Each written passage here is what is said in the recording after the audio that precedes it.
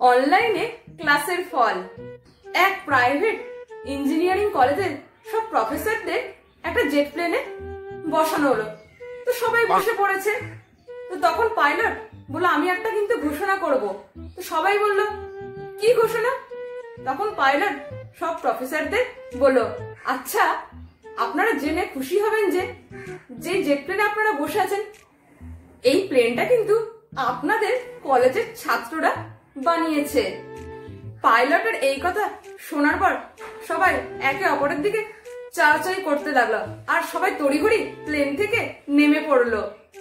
সবাই নেমে পড়লো, কিন্তু প্রিন্সিপাল সাহেব চুপচাপ বসে রইল। তো উনাকে প্রশ্ন করা হলো যে সবাই নেমে পড়লো আর আপনি চুপচাপ বসে রয়েছেন।